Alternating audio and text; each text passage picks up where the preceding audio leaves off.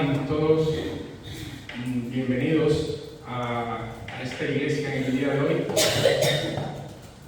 Que la gracia de Dios, su paz, su bendición, su protección, su gracia continúe con todos nosotros en Cristo Jesús.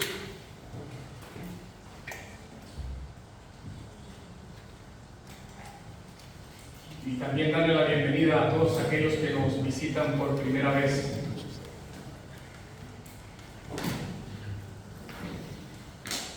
Si yo les hiciera una pregunta, si yo les preguntara qué se les viene a la mente cuando escuchan el término temor y reverencia,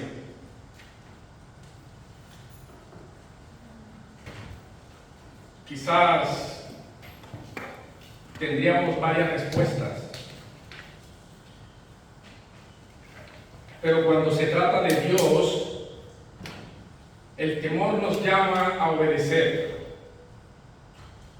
y la reverencia nos llama a respetarlo. Ambos términos nos deben llevar a una acción. Y esa acción es extremadamente importante para poder relacionarnos con Dios. De manera que si no hay temor a Dios, esto nos va a llevar a desobedecerlo. Y si no hay reverencia hacia Dios, esto nos va a llevar a no respetarlo. Hoy quisiera compartir con ustedes una enseñanza y les voy a pedir el permiso de que es posible que me extienda un poco. También decirles que es una enseñanza, es una exhortación.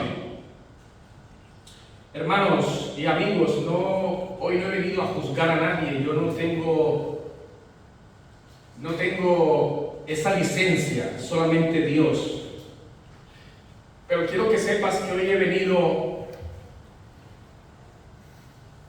a incomodarte. Hoy quiero compartir con ustedes una enseñanza basada en el temor y la reverencia a Dios. Quiero que podamos de alguna manera ser confrontados todos, poder ser incomodados, pero no solamente quedar allí, sino que la palabra de Dios haga ese efecto en el corazón de cada uno de los que hemos creído a su palabra y que podamos reflexionar, que podamos meditar, que podamos ser edificados, que podamos ser consolados por Dios. Una enseñanza que habla sobre el temor y la reverencia a Dios, enfatizando en el servicio que Él se merece. Un servicio a un Dios al cual nosotros en el cual nos venimos a encontrar, a darnos cita con Él. Ya le hemos hablado a Dios hoy, nosotros, con nuestras alabanzas, con nuestras oraciones. Cada uno de manera individual y de manera congregacional. Hemos venido a recordar su muerte en la cruz y su resurrección. Ahora Él nos va a hablar por medio de su palabra. ¡Qué bendición, hermanos! Para esto yo quiero que me acompañes a orar, para que sea Él, su Espíritu Santo, hablando por medio de su palabra y usándome a mí como un instrumento. Padre, creador de cielos y tierra, Padre de nuestro Señor y Salvador, el Señor Jesucristo, Dios de toda creación, quien reveló esta palabra maravillosa, buena, santa, justa a nosotros, que somos tu creación. Oh Dios, hoy venimos a encontrarnos una vez más contigo de manera congregacional. Oh Dios, permite que por medio de tu Santo Espíritu nosotros podamos llegar con una actitud de obediencia y de respeto hacia ti, mi Dios. Tú lo mereces. Hemos cantado que tú eres santo, santo, santo, y tú no has dejado de ser santo, Señor. La gloria, la honra sean para ti, mi Dios. Permite que tu pueblo, tu iglesia, los que estamos aquí reunidos, que hemos venido aquí y estamos aquí por tu gracia, podamos ser, Señor, edificados, confrontados, que podamos recibir tu palabra con agrado, que nuestro corazón y nuestra mente pueda estar abierta, Señor, y receptiva a tu palabra. Perdónanos, porque somos pecadores. Pero como lo ha dicho nuestro hermano Jacob, Cristo nos ha justificado, de manera que ahora nosotros estamos delante de ti justos.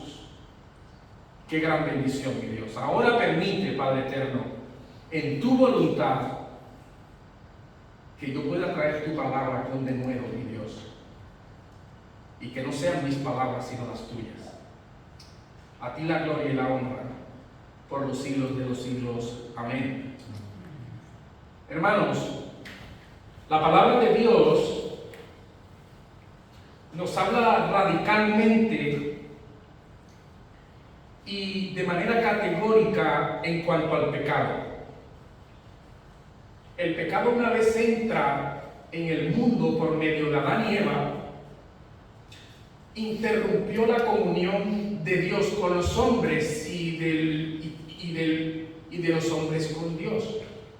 Había una comunicación, había una relación íntima entre Dios y los hombres. Dios en el huerto del Edén le dio todo lo necesario a Adán y a Eva.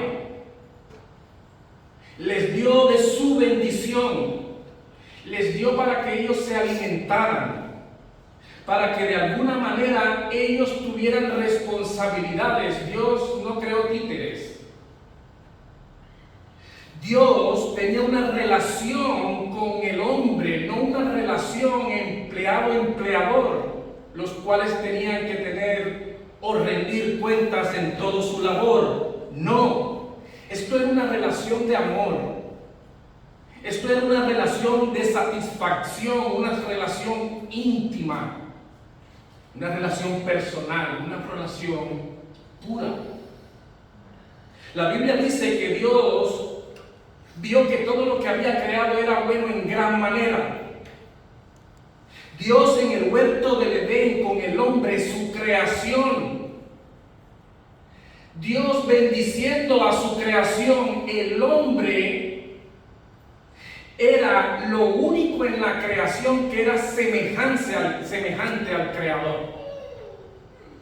Pero como te decía anteriormente, el pecado entra y rompe la comunión con Dios. Y de allí en adelante, Dios, no el hombre, Dios activa el plan de reconciliación, el plan de redención. La centralidad del plan de reconciliación es Jesucristo. Y la gloria sea para Dios. Y yo podría mencionar algunos detalles de ese plan de reconciliación, pero quiero hablarte de dos aspectos de ese plan de reconciliación. Uno tiene que ver con el sistema de sacrificios y el otro tiene que ver con el lugar donde se hacía el sacrificio. Y para esto, obviamente, yo tendría que hablar del pueblo de Israel. Tendría que ir al Antiguo Testamento. Israel, un pueblo escogido por Dios. Pero hermanos, yo quiero que nosotros nos podamos ver como ese Israel. Porque es verdad que entre ellos y nosotros hay muchas diferencias. Todas son de formas, mas no de fondo. Yo me refiero a sus fiestas, a sus rituales, a sus ceremonias. Pero tenemos las mismas demandas de Dios. Como por ejemplo, sed santos. En el Antiguo Testamento, en el libro de Levíticos, capítulo 11, versículo 44, en la parte B, Dios dice: y seréis santos porque yo soy santo. Y en el Nuevo Testamento, la primera carta del apóstol Pedro, capítulo 1, versículo 15, dice: sino como aquel que os llamó es santo, sed también vosotros santos en toda vuestra manera de vivir. De manera que tenemos ahí la demanda de Dios en el Antiguo Testamento y en el Nuevo Testamento. Israel, un pueblo de dura cerviz como lo somos tú y yo. Israel, un pueblo escogido para ser una nación santa como lo somos tú y yo. Israel, un pueblo que debía ser una nación que adore a su Dios como lo estipula la palabra de Dios, pero era un pueblo que pecaba continuamente. Y nosotros no somos muy diferentes a ellos. Pero en la gracia de Dios, en su soberanía, Dios establece un plan de sacrificios y de esta manera poder representar simbólicamente el arrepentimiento y el perdón de sus pecados, para que el hombre pudiera tener una comunión con Dios, como en el Edén. Ahora, esto debía hacerse en un lugar, como te decía anteriormente, y Dios establece y ordena un tabernáculo donde Él mismo habitaría con ellos, como en el Edén. Éxodo 25:8: y harán un santuario para mí y habitaré en medio de ellos. De manera, hermanos, que este lugar era donde el 3 veces santo habitaría, en medio de hombres. Los israelitas debían comprender que ese era un lugar puro, sagrado y separado. Es decir, el que mora en las alturas y al que todo el cielo le da gloria y honra, ahora está en medio de hombres, como en el Edén. Porque la intención es que el hombre pueda reconciliarse con Dios. El pueblo judío necesitaba no solamente entender, sino que ellos debían poner en acción lo que implicaba tener en medio de ellos a un Dios cuyo carácter es santo. Un Dios que los había liberado de Egipto y que ahora los guiaría por el desierto hasta una tierra que Él les prometió. Y eso no es diferente para los que hemos sido justificados por la sangre de Cristo. Nosotros estábamos en el mundo, esclavos, con el lodo hasta la coronilla. Cristo muere en la cruz, derrama su sangre y la palabra de Dios dice que nosotros hemos sido comprados por precio. Él nos dio la libertad. Él quitó de nosotros el yugo para que ahora tú y yo podamos servirle a Él. Ahora nosotros estamos de camino a la tierra prometida. Jacob decía: a la Jerusalén celestial. Pero mientras tanto nosotros debemos recorrer un camino en este mundo donde tanto tú como yo y todos los que hemos sido salvos podamos comprender a profundidad quién está con nosotros y en medio de nosotros. Nosotros debemos entender y saber que hemos sido salvos para que ahora nosotros podamos rendirle culto, fiesta, adoración, alabanza al que es digno de ello.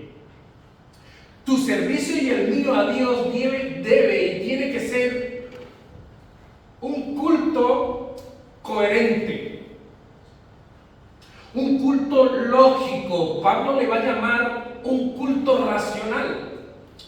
Romanos 12:21, para aquellos que están tomando apuntes, yo quisiera que tomaran los apuntes y que en casa los revisaran, porque no quiero que estén buscando ahora en la Biblia, sino en casa lo busquen y lo vean.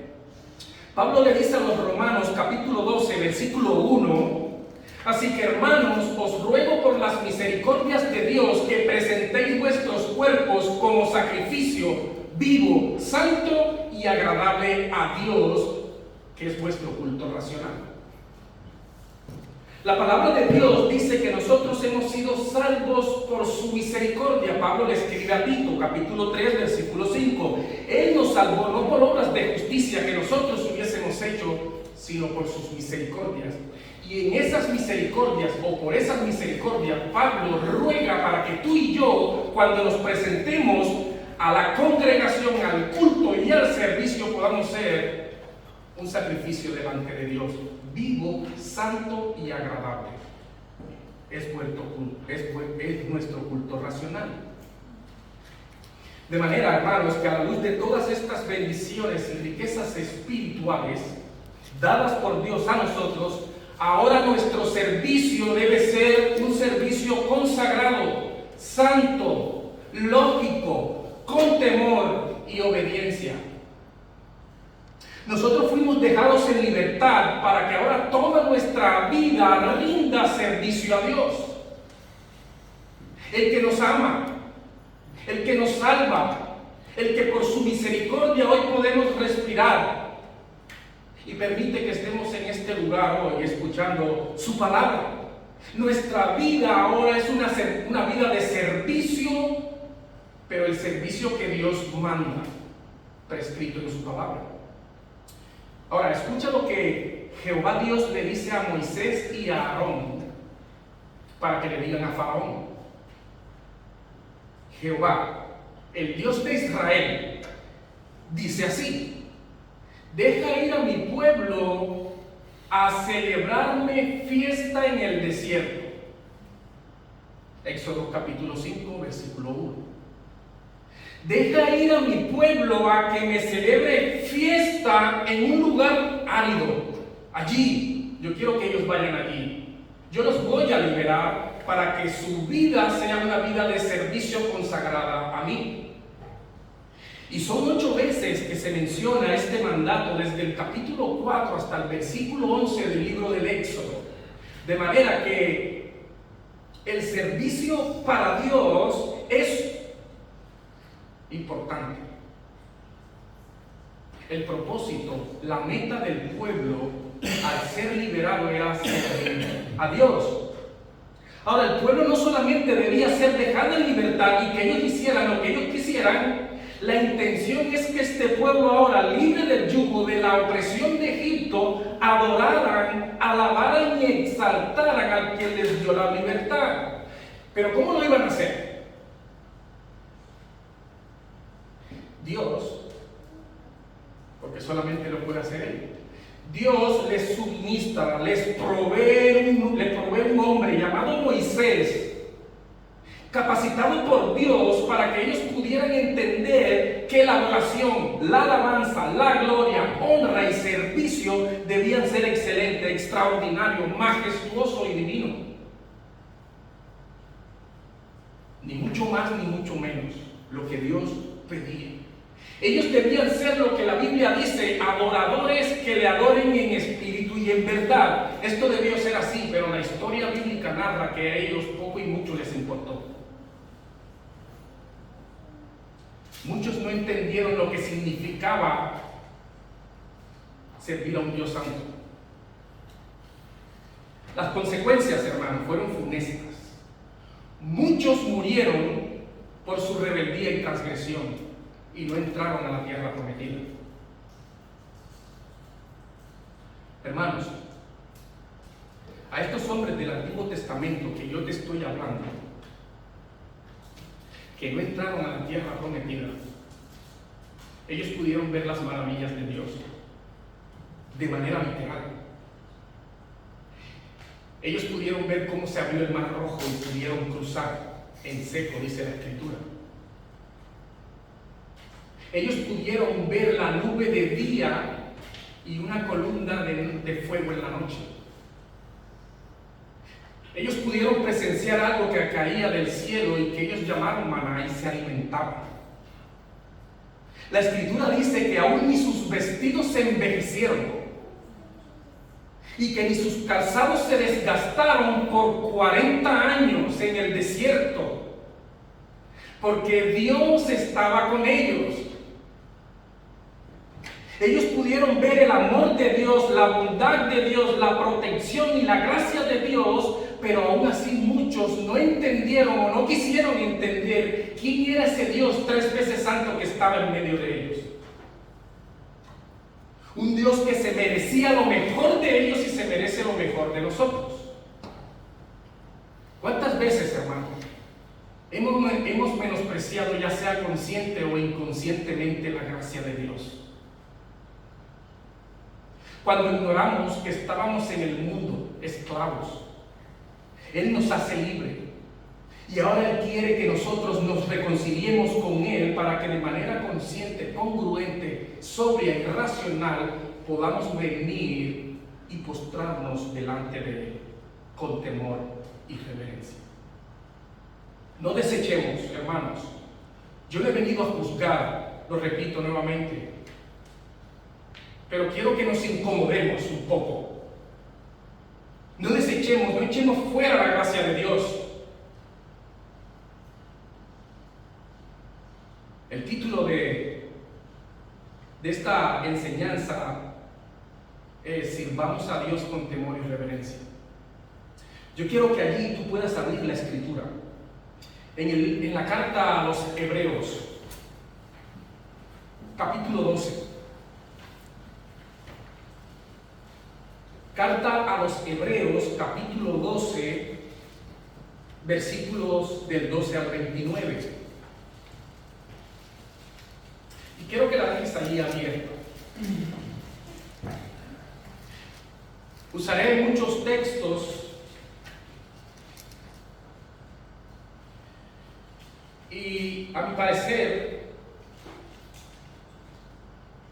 es un texto, en mi opinión, un texto muy denso, muy extenso, pero serán solo 2 versículos a los cuales yo enfatizaré en el día de hoy. Pero yo creo que todo lo que iré a decir es de soporte para la enseñanza.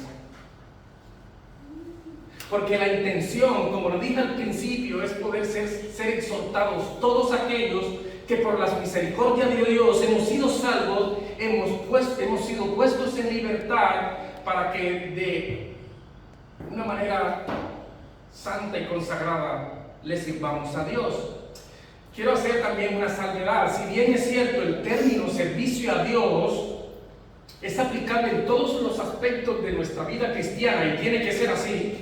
Sin embargo, yo quiero tomar este servicio a Dios en el día de hoy para aludir al servicio tuyo y mío y de todos los creyentes que se reúnen en una iglesia donde creemos que por fe el 3 veces santo está aquí y que la única intención es poder rendir todo nuestro corazón y entender que Él se merece lo mejor de nosotros. El escritor a los Hebreos es anónimo. Aún no saben quién lo escribió. Muchos dicen que Pablo, otros dicen que Silas, otros dicen que Lucas.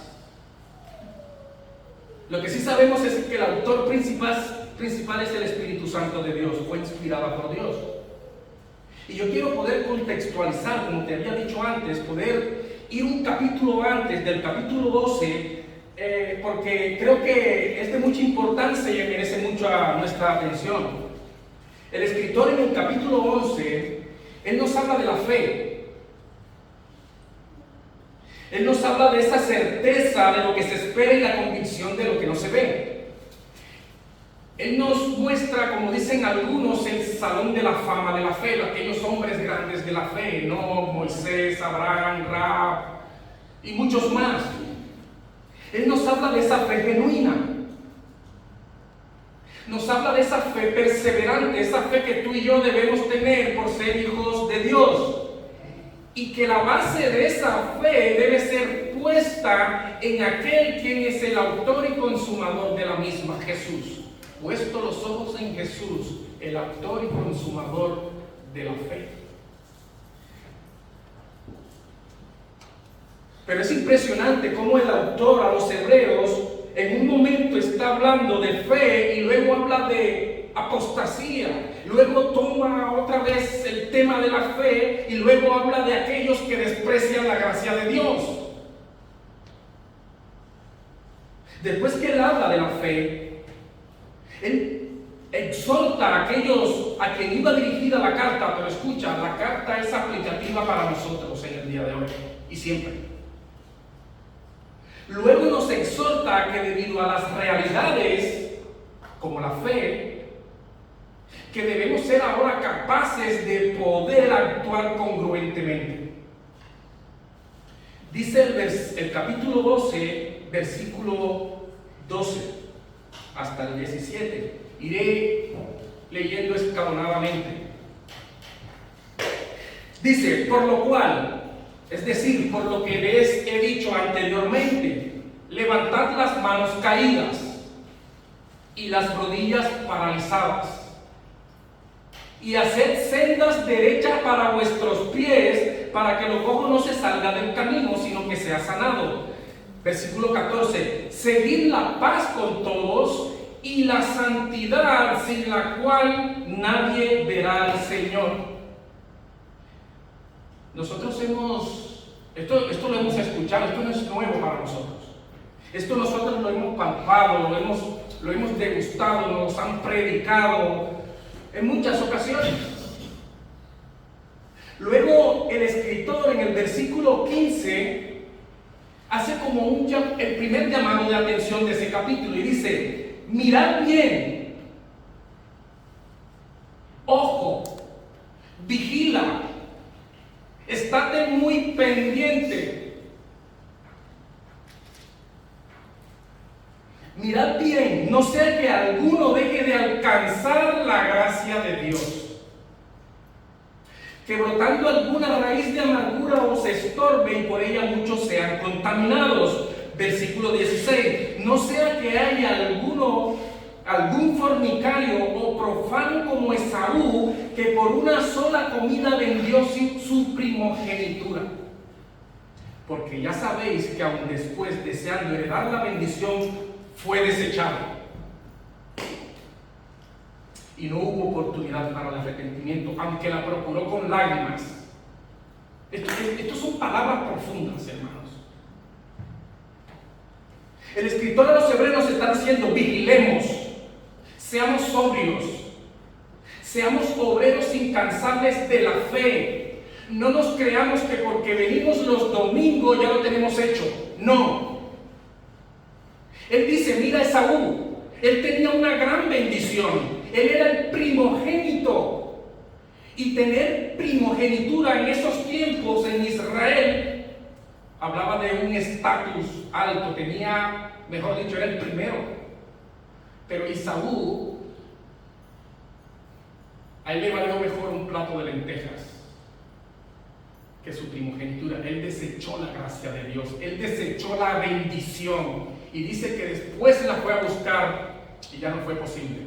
Fue desechado. De ahí en adelante el escritor a los hebreos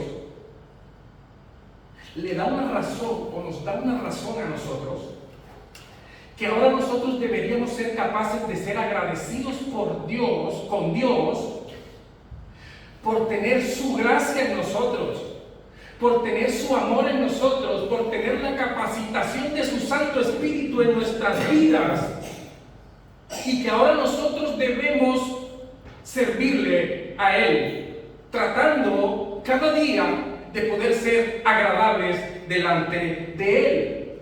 Y el autor a los hebreos, ahora él basa esta enseñanza en la experiencia del pueblo de Israel en el Sinaí. Yo tengo que usar todo esto, hermano, para poder llegar al sitio donde quiero llegar. Él quiere mostrarle a los hebreos, a la carta, a los que va dirigida la carta, Quiere mostrarle la experiencia que vivió el pueblo judío, el pueblo de Israel allí en el monte del Sinaí. Escucha lo que dice en el versículo 18 en adelante. Porque no os habéis acercado al monte que se podía palpar y que ardía en fuego, a la oscuridad, a las tinieblas y a la tempestad, al sonido de la trompeta y a la voz que hablaba, la cual los que la oyeron rogaron que no se les hablase más, porque no podían soportar lo que se ordenaba. Si aún una bestia tocar el monte será apedreada o pasada con dardo. Y tan terrible era lo que se veía que Moisés dijo: estoy espantado y temblando. Como te decía, lo experimentó esta escena lo experimentó el pueblo de Israel en el Éxodo, allí recibiendo las tablas de la ley. El escritor está diciendo: aquellos hombres, no ustedes, no nosotros, ellos se acercaron a un monte palpable. Ellos podían tocar la montaña, ellos pudieron ver, escuchar el sonido de la trompeta, la voz de Dios, pero aquella experiencia fue estremecedora para ellos. Porque era la santidad de Dios versus la condición caída de un pueblo que necesitaba entender que estaba en medio de un Dios santo.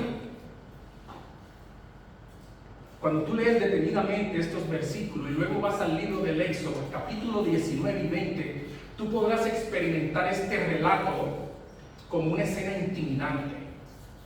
Fuego, tempestad, tinieblas.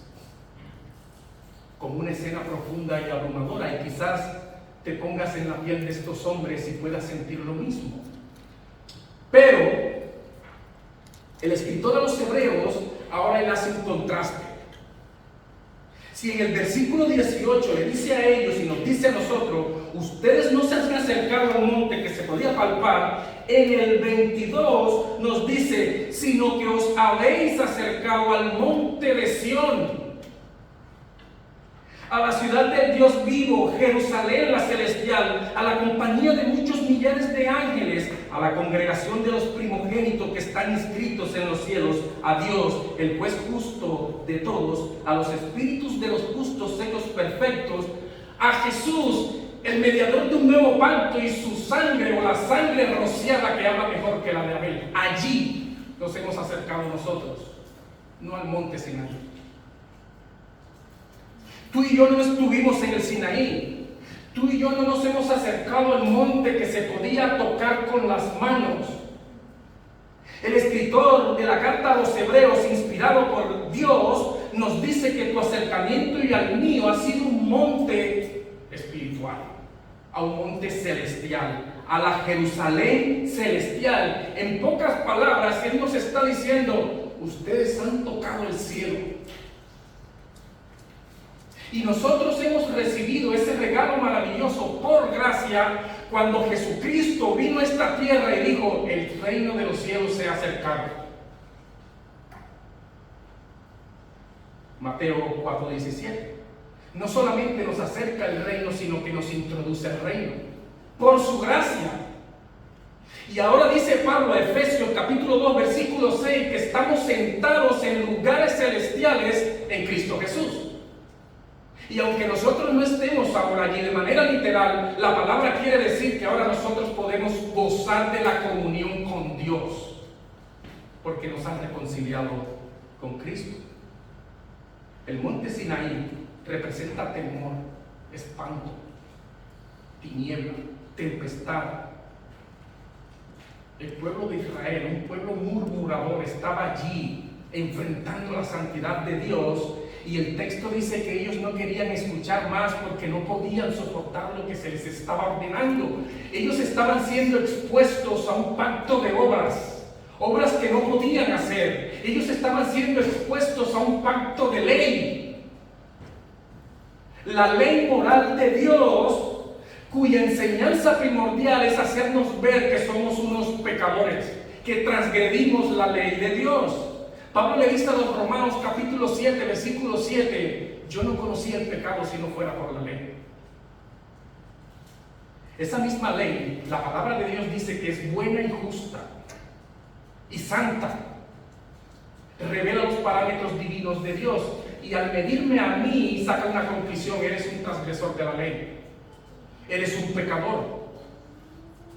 Y a lo largo del tiempo, las personas han violado los 10 mandamientos. Tú y yo lo hemos violado continuamente. Y para muchas personas no hay un ápice de temor ni de arrepentimiento por violar esa ley. Inclusive, su deterioro espiritual les hace creer que no la violan, sino que al contrario dicen que somos buenos, no le hacemos daño a nadie. Yo no robo ni mato, pero mentimos, codiciamos, envidiamos, levantamos falsos testimonios y ya con una sola invalidamos la ley o no la cumplimos. Muchas personas que se hacen llamar religiosos no son más que esos religiosos. Están tratando de agradar a Dios por sus fuerzas o su autosuficiencia. Nadie puede agradar a Dios creyéndose autosuficiente. Nadie puede cumplir la ley moral de Dios, solamente Cristo lo hizo. Mateo 5:17, no penséis que he venido a abrogar la ley y los profetas. He venido para cumplirla. Cristo es el cumplimiento de la ley de Dios. La ley moral en los 10 mandamientos no cometió pecado. La ley ceremonial, todos los ritos y ceremonias son cumplidos en Él. Y la ley judicial, Él es la justicia de Dios.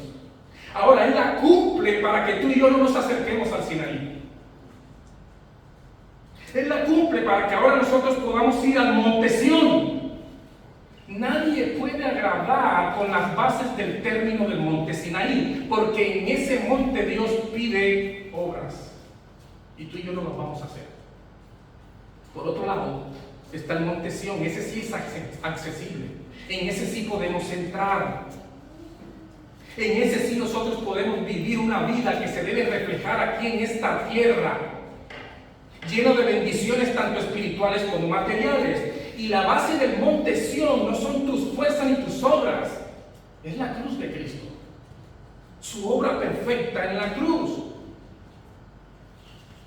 El escritor de los Hebreos nos dice, ustedes han sido acercados al monte Sión. Ahora tú puedes ver las grandes diferencias. Monte de Sinaí, un monte de tempestad material. El monte de Sión es sinónimo del cielo. Juan en Apocalipsis 21:1 dijo, y vi una ciudad, vi un cielo nuevo y una tierra nueva. Y es allí donde tú y yo hemos sido acercados. Por gracia, no lo merecíamos. Tenemos esa gran bendición, aquellos que un día reconocimos que éramos pecadores y que Cristo vino y nos sanó. Y estamos ahora de camino a la Jerusalén celestial. Pero escucha lo que dice el escritor a los Hebreos en los siguientes versículos. Mirad que no desechéis al que habla. Porque si no escaparon aquellos que desecharon al que los amonestaba en la tierra, es decir, si no escaparon aquellos que murmuraron de Moisés, mucho menos nosotros si desechamos al que habla desde los cielos. Nosotros no tenemos a Moisés en el día de hoy. Nosotros tenemos a un mediador, Cristo, y Él vive en nosotros. Y Él dice, mirad, no desechéis la voz que habla desde los cielos. La voz del que conmovió entonces la tierra, pero ahora ha prometido diciendo, aún una vez y conmoveré no solamente la tierra, sino también el cielo. Y esta frase, aún una vez, indica la remoción de las cosas movibles, las cosas temporales, como el monte Sión, para que queden las que, las inconmovibles, las espirituales, las intangibles, las eternas. Y aquí vienen los dos versículos. Así que hermanos, no dice hermanos, pero dice, así que recibiendo nosotros un reino inconmovible, tengamos gratitud y mediante a ella sirvamos a Dios agradando con temor y reverencia. ¿Por qué? Versículo 29, porque nuestro Dios es fuego consumidor.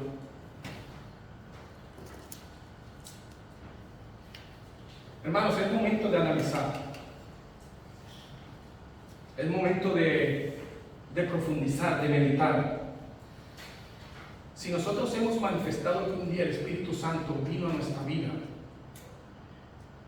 nos convenció de pecado, nosotros reconocimos nuestra condición de pecado, de muerte espiritual, confesamos a Cristo y más que confesarlo, vivimos por y para Él. De manera que ahora nosotros entendemos que hemos sido acercados a un monte de gracia y de misericordia, a un monte de salvación. Escucha bien la pregunta. ¿Podría ser que a la luz de estas verdades, tú y yo no seamos lo suficientemente agradecidos y estemos sirviendo a Dios con temor y reverencia? Hay que analizar esta pregunta. ¿Es posible que le estemos sirviendo a Dios con temor y reverencia? Lamentablemente, muchas personas que se hacen llamar cristianos han perdido la profundidad de lo que significa servir a Dios. Recuerda que he tomado este servicio a Dios en lo que respecta al servicio de la congregación de todos los que estamos reunidos aquí, para rendirle culto a Dios. Porque el culto no es para nosotros, el culto no es para yo sentirme bien y salir contento del culto. Gloria a Dios que podamos salir contentos y agradecidos por Dios en el culto, pero el servicio es para Dios.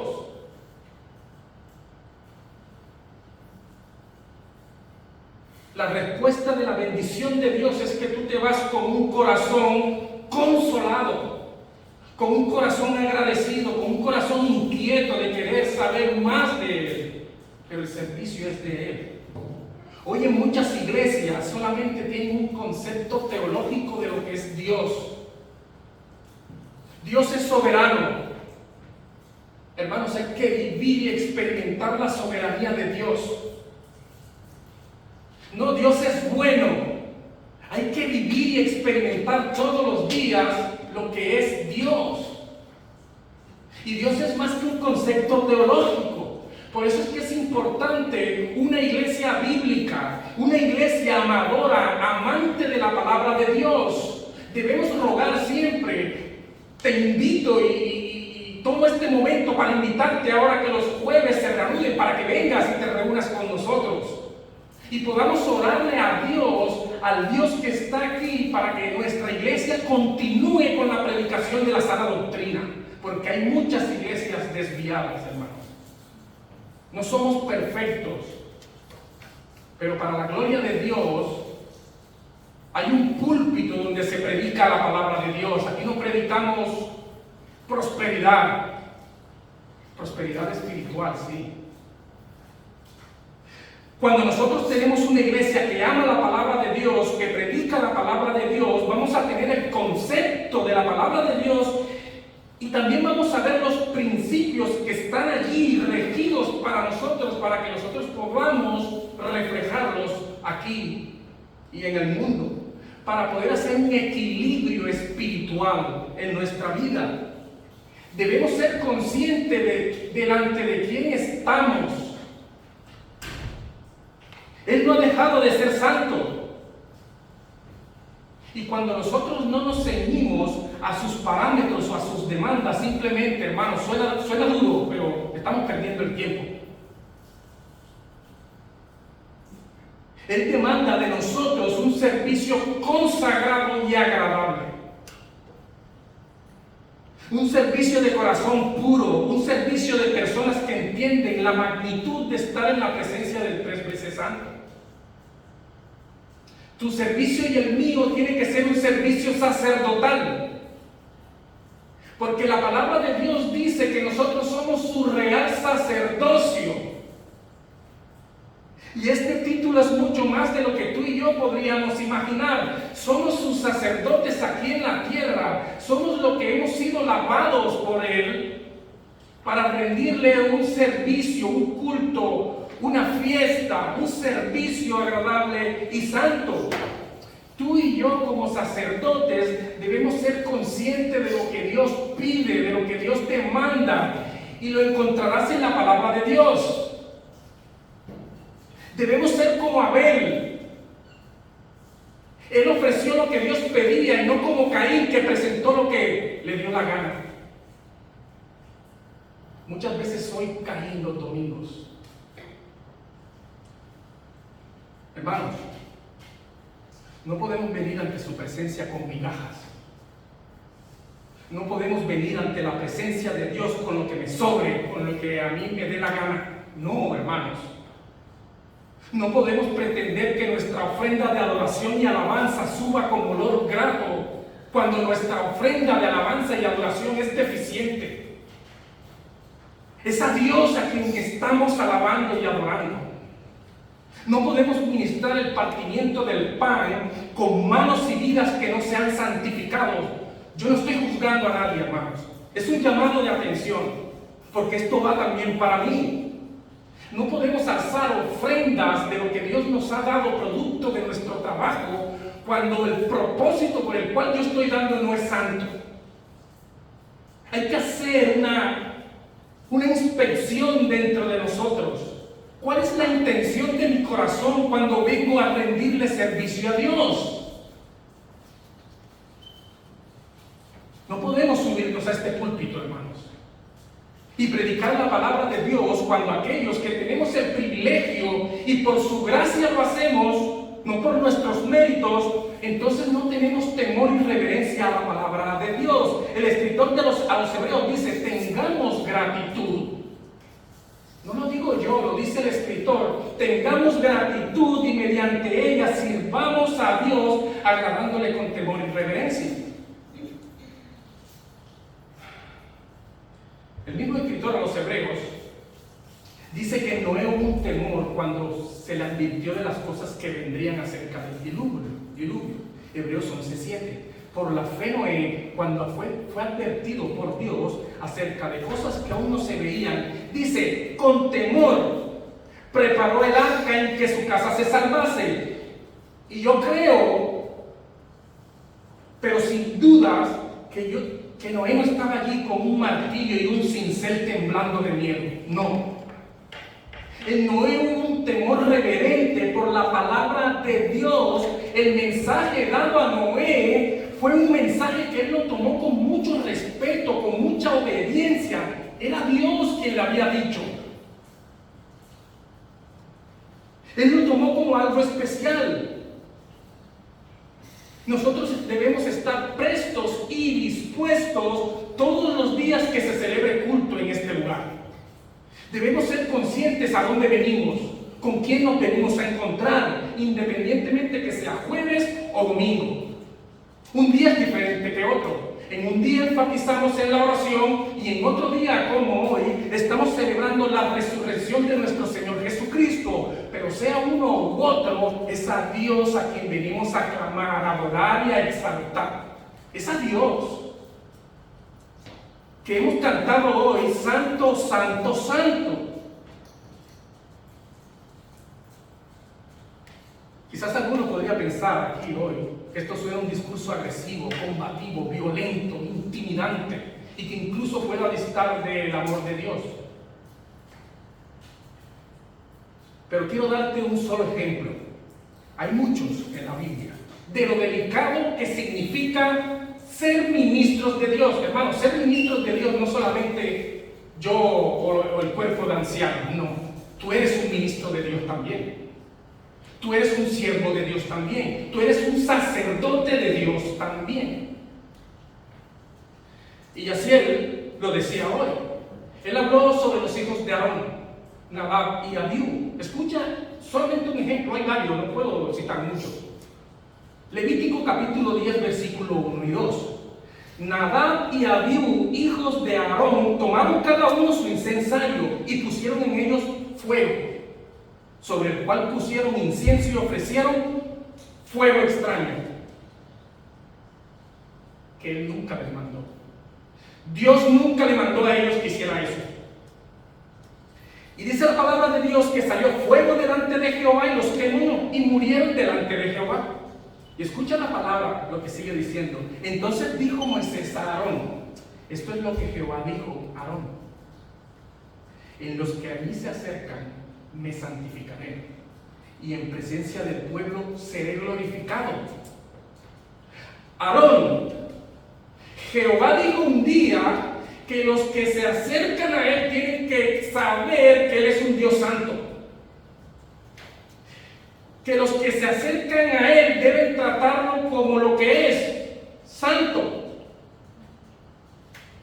Escucha, estos hombres, Nadab y Abiú, sabían lo que significaba servir a Dios, pero eran tan culpables por su manera deliberada de ofrecer un servicio que no les correspondía.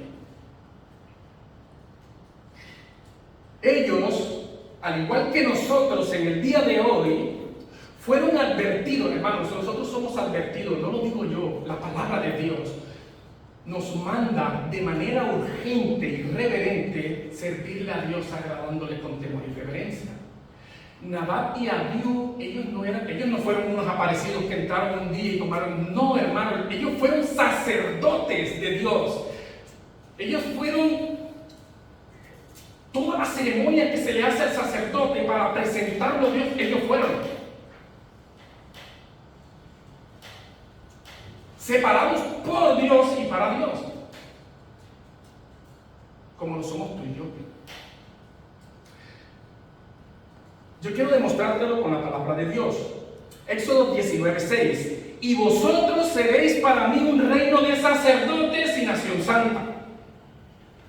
Isaías 61:6. Y vosotros seréis llamados sacerdotes del Señor, ministros de nuestro Dios se os llamará.